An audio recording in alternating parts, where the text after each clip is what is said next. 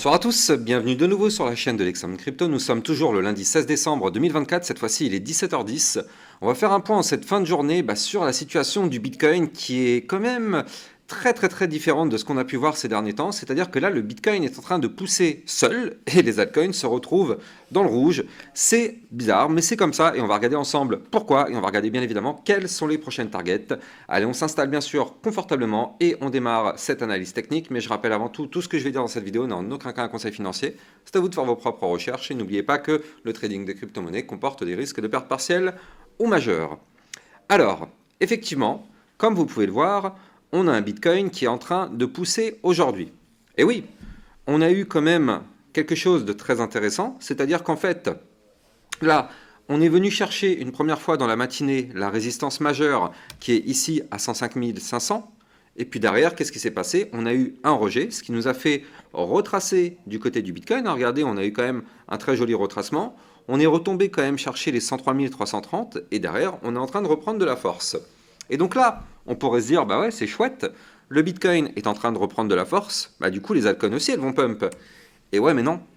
Et non, regardez ça, les altcoins sont actuellement dans un bain de sang. Bon, j'exagère, c'est pas un bain de sang, mais les altcoins sont encore toutes dans le rouge. Et ouais, mais ça c'est tout à fait normal. C'est ce que j'expliquais tout à l'heure justement sur mon Twitter.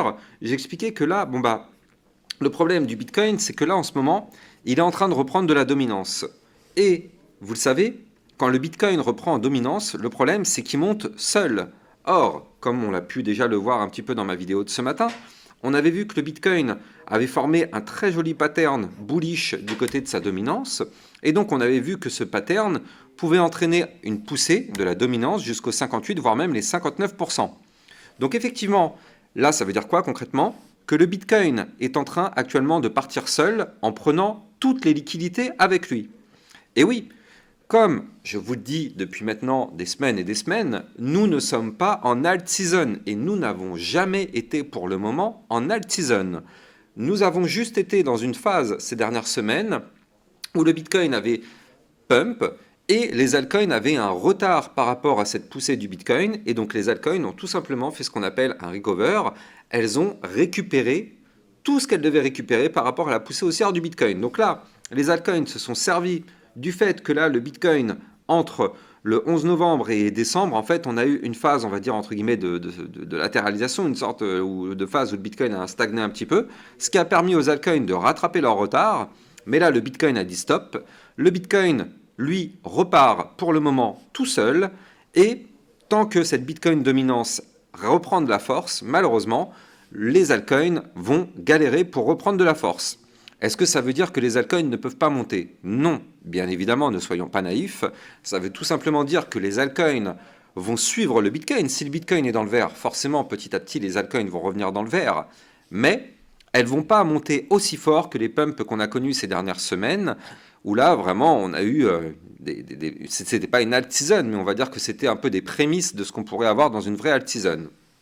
Donc là, c'est pour ça qu'actuellement, on a ce Bitcoin qui est en train de partir un petit peu tout seul. Maintenant, c'est plutôt une bonne nouvelle tout ça. On va dire que c'est quand même vraiment sympa. Pardon. Maintenant, le problème, c'est qu'on ne sait pas si on va réussir à breaker ou pas la résistance. Je rappelle que là, actuellement, on est sous la résistance haussière très long terme. C'est une résistance haussière depuis 2016. Donc clairement, vous l'avez compris, c'est une résistance historique. Donc là, est-ce qu'on va réussir à la péter? En tout cas, on est en train de le faire. Même si pour l'instant, on n'a pas de clôture au-dessus. On est en train de tenter la cassure, on est en train de tenter de péter ce niveau clé. Maintenant, si jamais on break ce niveau clé, bien sûr, on l'avait déjà noté dans mes précédentes vidéos, mais on a une target à aller chercher à 108 000 $ et on aura aussi une target par la suite à 112 000 $. Et si jamais on break ces niveaux clés, on pourrait aussi aller chercher, pourquoi pas, une target à 115, voire même à 118 000 $. C'est tout à fait possible du côté du Bitcoin dans les prochaines semaines / prochains mois. Même si on ne va pas se mentir, je pense qu'on aura bien évidemment une phase de retracement avant tout ça. D'autant plus que là, vous le voyez, du côté du RSI hebdo, ça continue de monter. On se retrouve actuellement à 79. Donc il faut bien garder ça en tête quand même. RSI à 79, on est actuellement sous la résistance haussière historique. Donc, est-ce qu'on va réussir à la breaker, cette résistance? C'est justement toute la question, hein. C'est justement toute la question qu'il va falloir surveiller. Maintenant, là, quand même, du côté de notre Bitcoin, c'est plutôt pas mal. On est en train de reprendre de la force. Là, du côté de la vue jour, effectivement, on se retrouve actuellement pile poil de la zone de retracement. Donc, on a la place de pousser encore un petit peu. Il n'y a aucun souci. Et souvenez-vous, on avait pu largement anticiper ce pattern haussier que nous a offert le Bitcoin ces dernières semaines. Regardez, n'oublions pas qu'on avait ici la magnifique épaule, tête, épaule inversée. Donc là, le Bitcoin nous avait fait une feinte. Ici, regardez, hein, le 14 décembre, il avait fait une feinte de cassure, le petit malin. Et derrière, au final, il a décidé de ne pas valider là, mais de valider plus tard. Mais bref, ça revient exactement au même. Épaule, tête, épaule inversée. C'est une figure chartiste, bien évidemment, haussière.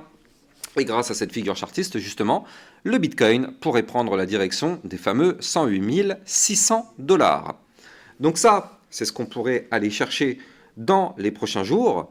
Et oui, ce sont des targets réalisables. On peut même, vu la place qu'on a du côté du RSI, regardez, hein, là actuellement en vue jour, comme je vous le montrais tout à l'heure, on est en dessous de la zone de retracement. Donc on peut très bien pousser encore un peu pour aller chercher justement cette fameuse zone de retracement, 80-90, ce qui nous permettrait d'aller chercher, pourquoi pas, les 108, 110, peut-être 112 000 $. C'est complètement possible du côté du Bitcoin, mais pour ça, on n'a pas le choix. Il va falloir casser notre résistance historique dont je vous parlais tout à l'heure. Donc là, pour l'instant, eh bien, on patiente de voir ce que va nous faire notre Bitcoin. Certes, il est en train de reprendre de la force, donc tant mieux. Ça, c'est plutôt pas mal. Maintenant, quand même, il faut faire un peu attention parce qu'on a eu une cassure, mais on n'a pas encore eu le retest. C'est-à-dire qu'ici, on avait breaké un niveau clé du côté du Bitcoin. On avait breaké tout à l'heure, un peu plus tôt dans l'après-midi, les 105 523. Donc, il sera tout à fait possible de revenir retester ce niveau clé avant, pourquoi pas, de reprendre de la force. Donc bon, on verra ça. On verra ça dans les prochaines heures, prochains jours. Nous, en attendant, on va tout simplement s'occuper de contrôler cette résistance, de voir si effectivement on arrive enfin à la breaker ou pas. De toute façon, là, la tendance est toujours bel et bien haussière, n'oublions jamais ça. La tendance est toujours haussière, les points bas sont de plus en plus hauts, les points hauts sont de plus en plus hauts. Tendance haussière avérée, aucun problème particulier du côté du Bitcoin, il n'y a aucun souci. Pour l'instant, tout va bien. Maintenant, là, comme je vous le disais, la Bitcoin dominance, elle reprend de la force. Donc là, bien sûr, notre Bitcoin peut continuer de pousser encore un petit peu tout seul. Et nous, ce qui va nous intéresser, c'est de choper le moment où le Bitcoin va se mettre justement à latéraliser, parce que c'est à ce moment-là où les altcoins pourraient recover, c'est-à-dire récupérer tout ce qu'elles n'ont pas fait depuis la poussée du Bitcoin. Donc ça pourra arriver, pourquoi pas, dans les prochains jours. Attention, je ne suis pas en train de parler d'alt season, je suis justement en train de parler que si le Bitcoin fait un mouvement, les altcoins seront un petit peu en retard. Donc c'est comme ça qu'il faut le voir. Regardez, si on a le Bitcoin qui fait ça, eh bien les altcoins qui font ça, hop là, eh bien au bout d'un moment, il va falloir qu'elles se mettent à récupérer. Donc quand le Bitcoin va latéraliser, les altcoins vont effectivement reprendre de la force à ce moment-là, mais malheureusement pas avant. Alors, en parlant des altcoins, justement, on va en profiter pour jeter un petit coup d'œil sur 2-3 petites cryptos, comme ça au passage, hein, ça fait pas de mal, ça fait toujours plaisir. Mais avant, je rappelle bien sûr que vous pouvez me suivre sur Twitter pour recevoir les news, les actualités, tout ce qu'il faut savoir sur l'environnement crypto. Et n'oubliez pas de venir rejoindre le club Lexarocket. On a vu tout à l'heure la crypto Clore, on a vu aussi la crypto Mantra et la crypto LTC. Bref, dans le club Lexarocket, on analyse les cryptos et aussi on essaye de trouver des cryptos qui peuvent être des potentielles pépites. N'hésitez pas, vous avez le lien du club Lexarocket en description de cette vidéo. Alors, pardon. Du côté des cryptos, on peut checker la crypto Chainlink, qui est quand même si pour l'instant ça pousse pas hyper fort, mais ça reste toujours dans le vert, donc ça fait plaisir. Le Chainlink qui pour l'instant n'arrive pas à casser sa résistance des 30,99 $. Donc là pour l'instant du côté du Chainlink, on est bloqué par cette résistance. Si jamais on arrive à péter cette résistance, vous l'avez compris, hein, on peut très vite aller chercher les 33,5. Je rappelle que c'est une crypto qui a repris quand même pas mal de force ces dernières semaines. Alors, d'un point de vue RSI, il faut se méfier hein, quand même. Regardez, on est actuellement à 79, donc bon, on a la place de pousser encore un petit peu, bien évidemment, il n'y a pas de souci. Mais derrière, on est actuellement sur une grosse résistance, les fameux 30,99, et on est tout proche des derniers points hauts qui avaient été formés ici. Donc ces points hauts, c'était les points hauts de novembre 2021. Donc quand même, il va falloir surveiller ça. Parce que bon, ça va être une zone de résistance très très importante, la zone qui est ici à 33,5. Ça risque peut-être d'être une zone de retracement pour la crypto Chainlink, on va pas se mentir, vu le pump qu'on a connu ces dernières semaines, regardez hein, quand même, on a eu une énorme phase haussière, donc au bout d'un moment nous ne sommes pas naïfs, on sait qu'on aura un retracement. Donc là, ça pourrait très très bien avoir lieu sur la zone des 33,5, voire même, pourquoi pas, j'y crois pas trop, mais pourquoi pas, ça peut être une possibilité. Si le Chainlink casse ses résistances, on peut parfaitement aller chercher la résistance d'après à 36,43 et avoir justement cette phase de retracement à ce niveau clé.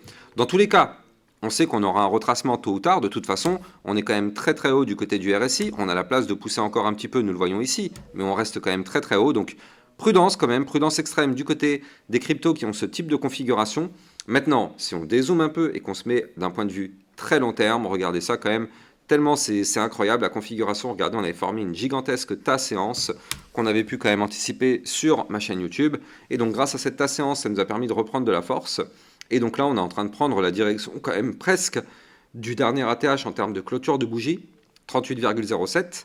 Et après, ce sera la zone du vrai ATH, hein, les 53,10, pourquoi pas dans les prochains mois. Donc ouais, du côté du Chainlink, c'est quand même très très fort. Mais maintenant, prudence quand même, prudence extrême. Regardez, même en vue mensuelle, hein, le Chainlink est actuellement pile poil juste en dessous de la zone de retracement. Donc ouais, soyons extrêmement prudents. On a la place de pousser encore un petit peu, comme je vous l'ai dit, mais regardez, plus on va monter, plus malheureusement on sera susceptible d'avoir la phase de retracement. En tout cas, vous pouvez trader toutes ces crypto-monnaies en utilisant mon lien de parrainage Binance que vous avez en description de cette vidéo. Ça vous permet d'obtenir un bonus à vie sur vos frais de trading et ça vous permet de trader sur une plateforme enregistrée PSAN auprès de l'AMF. Et moi, je vous souhaite de passer une excellente fin de journée. N'oubliez pas de liker, commenter, partager, abonnez-vous à la chaîne YouTube. Et je vous donne rendez-vous demain matin à 8 h pour une prochaine vidéo. Ciao, ciao!